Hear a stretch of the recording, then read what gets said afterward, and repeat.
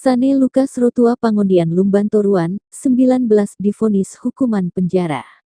Hakim menyatakan Sane terbukti bersalah turut serta bersama Mario Dandi dan AG, 15 melakukan penganiayaan berat yang dilakukan dengan rencana terlebih dulu terhadap Kristalino David Ozora.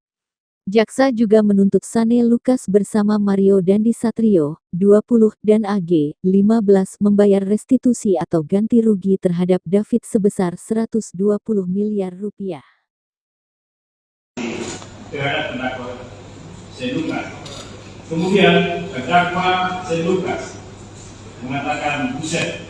Kemudian saksi mengatakan makanya ini sudah pada saat pembicaraan perjalanan terdakwa Sane Lukas menunjukkan foto selfie bersama dengan saksi Mario dan mengirimkan kepada terdakwa Sane dengan mengatakan mau menemani di titik fighting.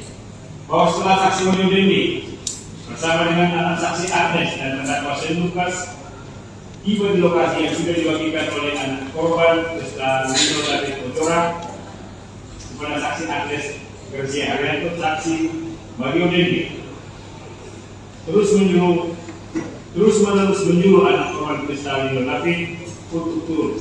Saksi Mario Dendi alias Dendi mengirimkan voice note kepada David menggunakan handphone anak saksi Agnes dengan mengatakan, mau lu yang turun apa gue yang naik?